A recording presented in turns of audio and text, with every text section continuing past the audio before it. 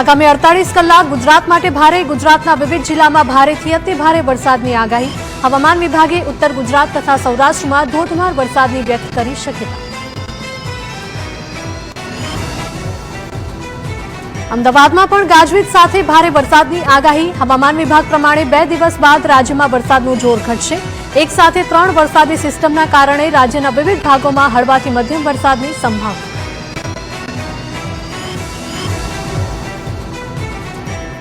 દાહોદ શહેર સહિત આસપાસના તાલુકાઓમાં ધોધમાર વરસાદ. લીમખેડા, જાલોદ અને સંજેલી તાલુકામાં ભારે વરસાદ ખાબક્યો.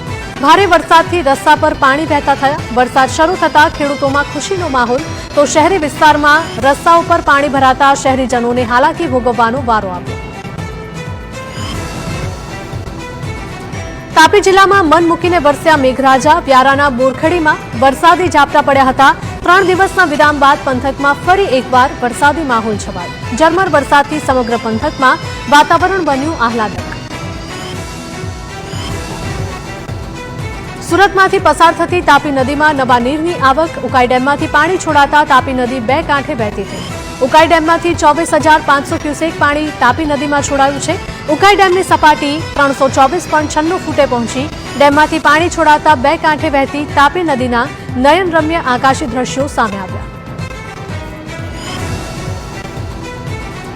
સુરત શહેરમાં ફરી વરસાદનું આગમન. ઉધના, પાંડેસરા, ડિંડોલી સહિતના વિસ્તારમાં વરસાદનું આગમન થયું. લાંબા વિરામ બાદ ફરી વરસાદની તીવ્રતા વધી. વરસાદ પડતા સુરત શહેરમાં ઠંડક પ્રસરી. સાબરકાંઠા જિલ્લામાં ફરી મેઘરાજાનું આગમન. ખેડબ્રહ્મા સહિત વિજયનગર, ઈડર અને વડાલીમાં વરસાદી ઝાપટા પડ્યા. તો રાધીવાડ, ગુંદેલ અને આગિયા ગામે પણ ભારે વરસાદ ખાબક્યો. મેત્રાલ, પાદરડી અને સહિતના ગ્રામ્ય વિસ્તારોમાં ધોધમાર વરસાદ વરસતા ખેતરોમાં પાણી ફરી વળ્યા.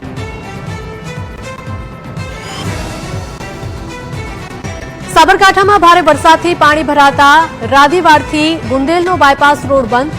ધોધમાર વરસાદ પડતા ખેતરો પાણીમાં તરબોળ જોવા મળ્યા.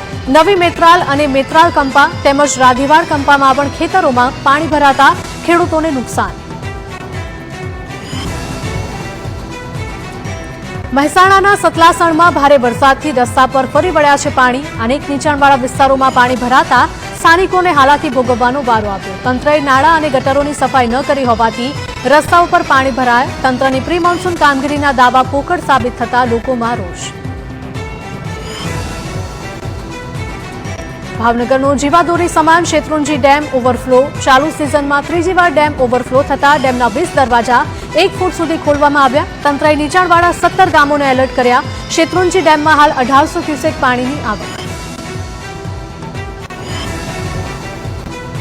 રાજ્યના અનેક જિલ્લામાં ધોધમાર વરસાદ. સૌથી વધુ મહેસાણાના સતલાસણામાં 4 ઇંચથી વધારે વરસાદ ખાબક્યો. તો બનાસકાંઠાના દાંતામાં 3 ઇંચથી વધુ વરસાદ. 140 તાલુકામાં નોંધપાત્ર વરસાદ થયો, જેમાં 24 તાલુકામાં 1 ઇંચથી વધારે વરસાદ ખાબક્યો. રાજ્યમાં આજે ભારે વરસાદનું એલર્ટ જાહેર કરાયું છે. હવામાન વિભાગે ભારે વરસાદની શક્યતાએ ઉત્તર અને દક્ષિણ ગુજરાતમાં યલો એલર્ટ જાહેર કર્યું. વરસાદના બીજા રાઉન્ડની ધમાકેદાર શરૂઆત બાદ કેટલાક જિલ્લામાં આજે ભારે વરસાદની આગાહી કરાઈ. બોટાદમાં રાણપુરનું ગઢિયા ગામ ભારે વરસાદથી સંપર્ક વિહોણું બન્યું. 3 ઇંચથી વધારે વરસાદ ખાબકતા ગામને જોડતો કોઝવે જર્જરિત થઈ જતા ક્ષતિગ્રસ્ત બન્યો.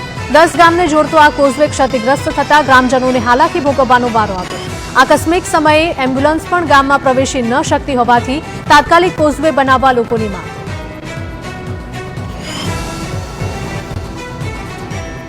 ગઈકાલે ગોધવટા ગામના કોઝવે પરથી પસાર થતી વખતે કાર તણાઈ હતી, જેમાંથી લાપતા થયેલા શાંતચરિત સ્વામીની શોધખોળ કરાઈ રહી છે.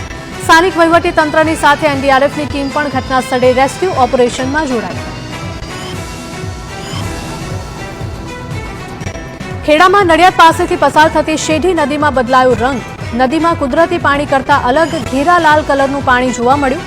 કેમિકલ માફિયાઓએ નદીમાં કેમિકલ ઠાલવ્યાની આશંકા. અગાઉ પણ આ નદીમાં કેમિકલ નાખવાથી પાણીનો રંગ બદલાયો હતો. જીપીસીબીએ કોઈ કાર્યવાહી ન કરતા સ્થાનિકોમાં રોષ ફેલાયો. સુરતની ખાડીઓમાં કેમિકલયુક્ત પાણી છોડવાનું હજુ પણ યથાવત છે. મગોબમાં આવેલી ડાઇંગ મિલો સામે પાણી છોડવાનો આરોપ. મિલો દ્વારા ખાડીમાં છોડાઈ રહ્યું છે કેમિકલયુક્ત પાણી. ખાડીના પાણીનો રંગ વાદળી થઈ ગયો છે. ટ્રીટમેન્ટ વગર જ સીધું કેમિકલનું પાણી ઠલવાય છે ખાડીમાં, જેથી જીપીસીબીના અધિકારી કોઈ કાર્યવાહી કરશે કે નહીં તે સૌથી મોટો સવાલ. વડોદરામાં ચોમાસામાં રોગચાળાએ માજા મૂકી છે. ચોમાસાની ઋતુમાં જ મચ્છરજન્ય રોગના કેસમાં ઉછાળો આવ્યો. 12 દિવસમાં ડેન્ગ્યુના 70થી વધારે કેસ નોંધાયા, જેમાંથી 50 કેસ એસએસજી હોસ્પિટલમાં નોંધાયા છે. સામાન્ય દિવસોની સરખામણીએ રોજ નોંધાઈ રહ્યા છે 200 જેટલા વધારે દર્દીઓ.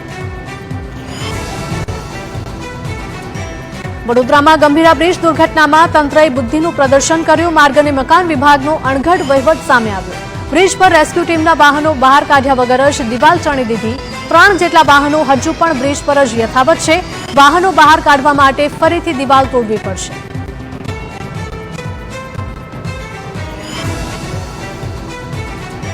ગંભીરા બ્રિજ તૂટી પડવા મામલે છેલ્લા 2 દિવસથી રેસ્ક્યુ ઓપરેશન માત્ર કાગળ પર. હજુ પણ એક લાપતા યુવકની લાશ કાઢવામાં તંત્ર નિષ્ફળ. હજુ પણ નદીના પાણીમાં છે લાપતા યુવકનો મૃતદેહ. યોગ્ય પ્લાનિંગ કરવામાં તંત્ર નિષ્ફળ ગયાના યુવકના પરિવારના આક્ષેપ.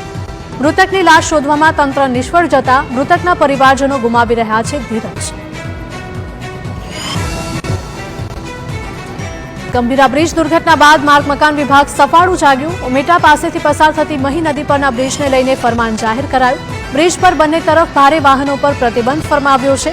નદી પરના પુલના બંને છેડે વ્હાઇટ રિસ્ટ્રિક્ટર લગાવવામાં આવ્યા છે, તો રાતોરાત હાઇટ રિસ્ટ્રિક્ટર ઇન્સ્ટોલ કરી દેવામાં આવ્યા હતા.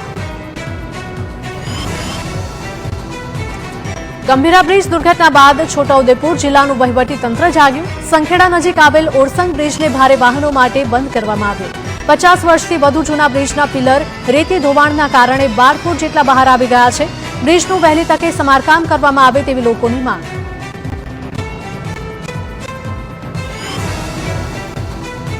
ગંભીરા બ્રિજની દુર્ઘટના બાદ નર્મદા જિલ્લાના કલેક્ટર એક્શનમાં. કલેક્ટરે મહત્વના બ્રિજની મુલાકાત લીધી અને જર્જરિત 7 બ્રિજને બંધ કરવાના આદેશ આપ્યા. બીજી તરફ નવીન બ્રિજની કામગીરીને પણ મંજૂરી આપી. ડેડિયાપાડાના જંગલ વિસ્તારના 7 બ્રિજ પણ બંધ કર્યા.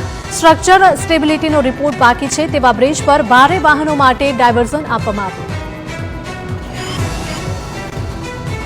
જૂનાગઢના વંથલીમાં તંત્રના જાહેરનામાનો ભંગ કરાયો. ઉબેડ નદીના બ્રિજ પરથી હજુ પણ ભારે વાહનો થાય છે પસાર. બ્રિજ જર્જરિત હોવાથી ભારે વાહનો માટે કરાયો હતો બંધ. જોખમી બ્રિજ પરથી ભારે વાહનો પસાર થતા નજરે પડ્યા હતા. કોઈ મોટી જાનહાનિ થશે તો જવાબદાર કોણ, તે સૌથી મોટો સવાલ. રાજકોટ શહેરના નવા 150 ફૂટ રિંગ રોડના હાલ બેહાલ થયા છે. રસ્તા પર ઠેર ઠેર ખાડાના કારણે વાહન ચાલકોને હાલાકી. નવા રિંગ રોડ પર મુંજકા ચોકડીથી કટારિયા ચોકડી સુધી ઠેર ઠેર ખાડા પડ્યા છે. કેટલીક જગ્યાએ તો રસ્તા પર 2 ફૂટ સુધીના ખાડા જોવા મળ્યા.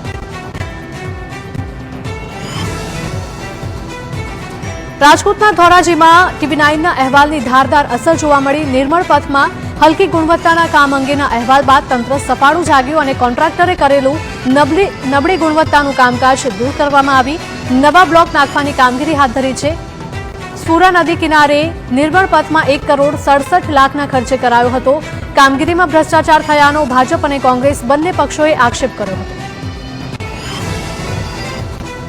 સુરેન્દ્રનગરમાં પીવાના પાણીની લાઇનમાં ભંગાણ થતા લાખો લીટર પાણીનો વેડફાટ. જૂના જંકશન નજીક લાઇનમાં ભંગાણથી રસ્તા પર પાણી ભરાયા છે. વાહન ચાલકોને પણ હાલાકી વેઠવાનો વારો આવ્યો.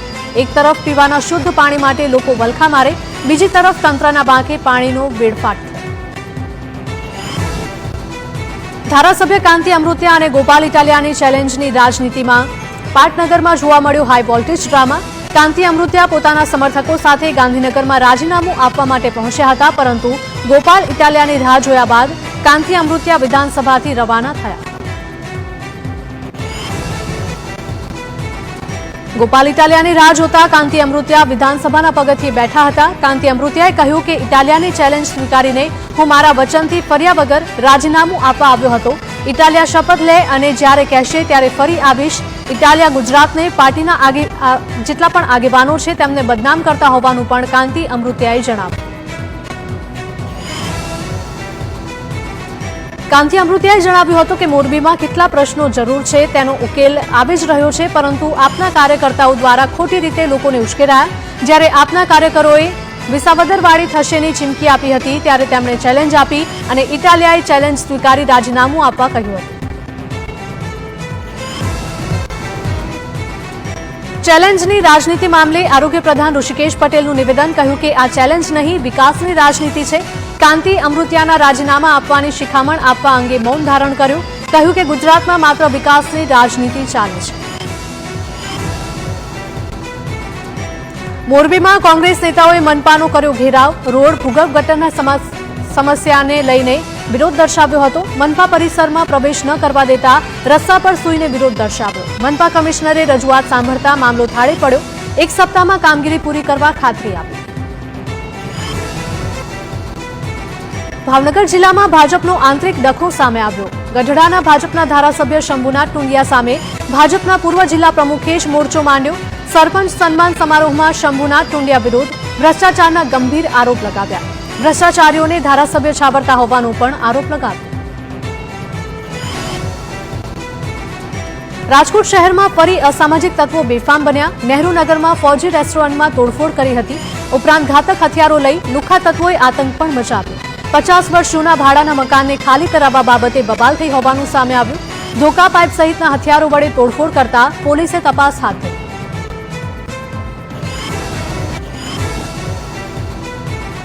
અમદાવાદના માધુપુરા વિસ્તારમાં મોડી રાત્રે બબાલ થઈ. બાઇક અથડાવા જેવી નજીવી બાબતે અસામાજિક તત્વોએ આતંક મચાવ્યો અને બે જૂથ વચ્ચે પથ્થરમારો થતા એક નહીં પરંતુ અનેક વાહનોને નુકસાન પહોંચ્યું હતું.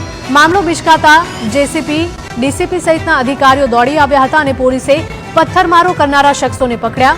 રાઉટિંગ, મારામારી સહિતના ગુના નોંધી કાર્યવાહી હાથ ધરી.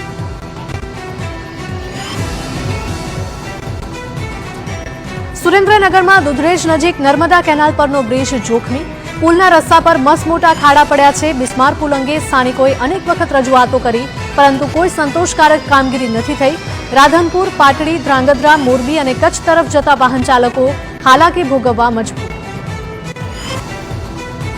અમદાવાદમાં ગુંડા તત્વોના ગેરકાયદે બાંધકામ પર મનપાએ હથોડો ઝીંક્યો. જમાલપુરના કુખ્યાત ગુનેગાર સલીમ ખાન પઠાણની ગેરકાયદે ઇમારત તોડી. આરોપી સલીમ ખાન સામે વક્ફ બોર્ડની જમીન હડપના નોંધાયા છે અનેક ગુના. આરોપીએ મંજૂરી વગર 9 માળના ફ્લેટનું ગેરકાયદે બાંધકામ કર્યું હતું.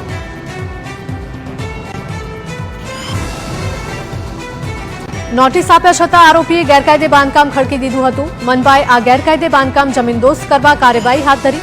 સના 7 ફ્લેટમાં 9 માળની બિલ્ડિંગમાં કુલ 85 ફ્લેટ બનાવ્યા હતા.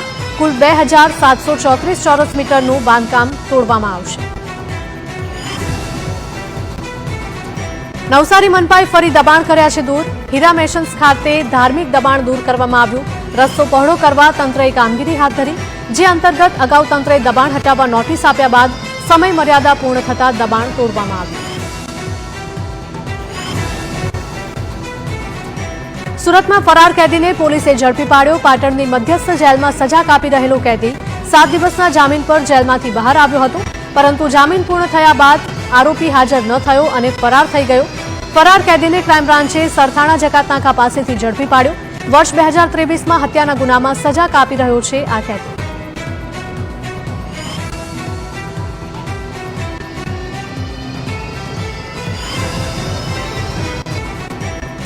સુરતમાં દેકાળો કોઈન કૌભાંડ મામલે 6 વર્ષથી ફરાર મુખ્ય આરોપીની મુંબઈમાંથી ધરપકડ. 5 કરોડ 60 લાખના દેકાળો કોઈનના નામે ચાલતા હતા આ કૌભાંડનો પર્દાફાશ થયો છે. લોકોને ઊંચા વળતરની લાલચ આપી રોકાણ કરાવી પૈસા પડાવી આચરતા છેતરપિંડી. સેશન કોર્ટ દ્વારા આરોપીના 7 દિવસના રિમાન્ડ મંજૂર.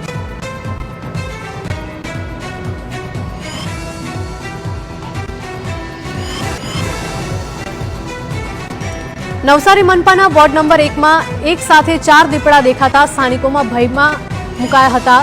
જલાલપુરના ઓવાઈ ફળિયાની વાડીમાં મોડી રાત્રે 4 દીપડા દેખાયા હતા. 2 દિવસ અગાઉ દીપડાએ શ્વાન પર પણ કર્યો હતો હુમલો.